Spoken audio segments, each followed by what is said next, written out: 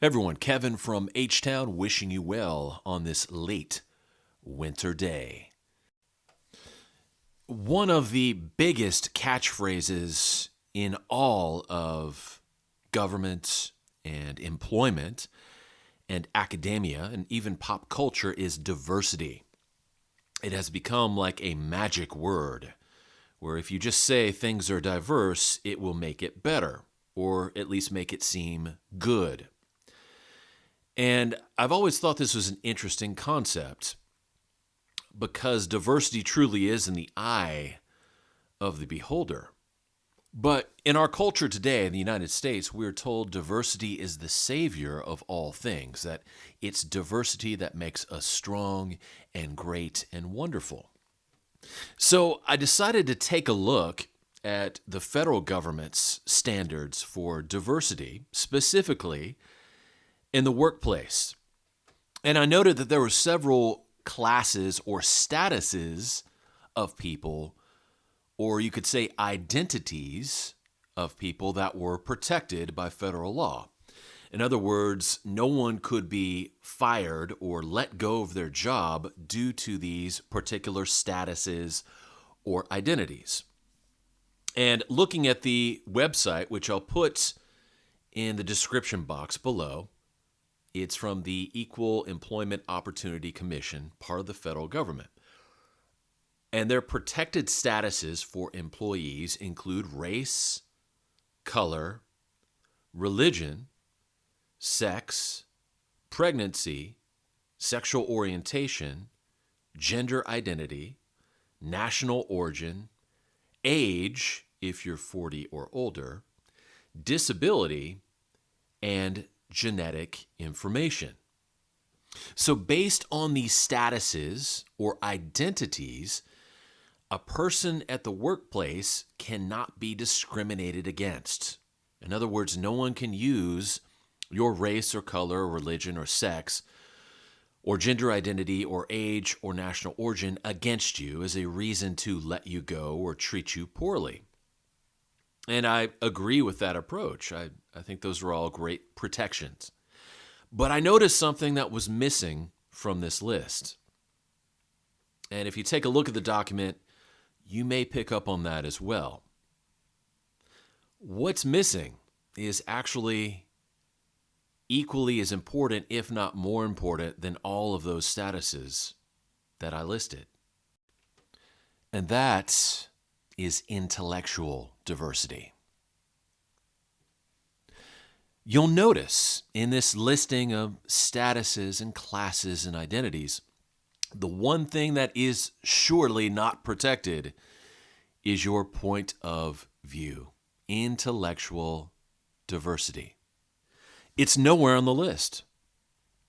And I thought that's quite interesting that in places of employment, the way we look or the kind of accent that we have or the places that we're born are more important than what we think.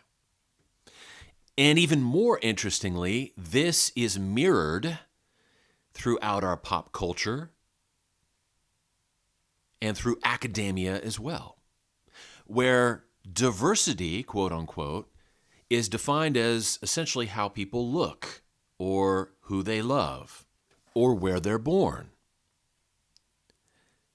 Yet what is not a priority in the workplace, in academia, is what people think. Now, for those of you who attended public school, especially in the United States, but certainly if you attended school elsewhere, feel free to chime in as well. But for those who attended public school in the U.S., how much emphasis was placed on critical thinking during your time in school? In other words, how much time was spent teaching the students the art of discernment, of thinking for themselves? Compare that to the amount of time that was spent telling students to do as they're told, to sit down, to shut up, and to follow orders. I'm going to take a wild guess here, partly based on my own experiences, but also from what I've heard from others. I'm going to guess that most of us who attended public school got very little, if any, education on critical thinking. We got very little, if any, instruction on how to think. Instead, what we end up getting was instruction on what to think. And more importantly, we got the lesson driven home over and over and over again, starting from kindergarten all the way through high school, that if you do as you're told, you'll be rewarded. If you follow orders blindly, you'll be rewarded. But if you dissent or you question, you're going to be punished. Curiously enough, this lesson continues in the vast majority of workplaces throughout the United States.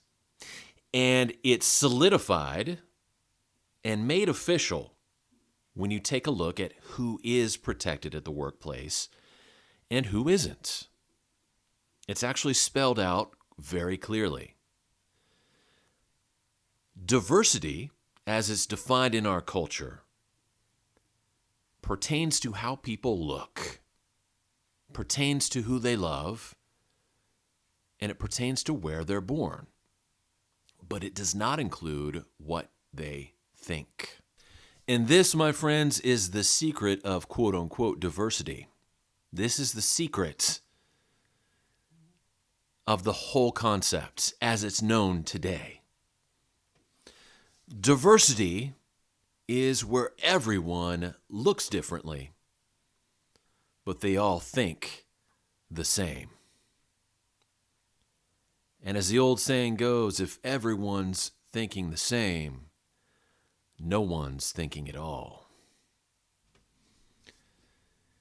It's the perfect setup for a totalitarian state. This is Kevin in H-Town, wishing you well, saying God bless each and every one of you. I'll talk to you later. Bye.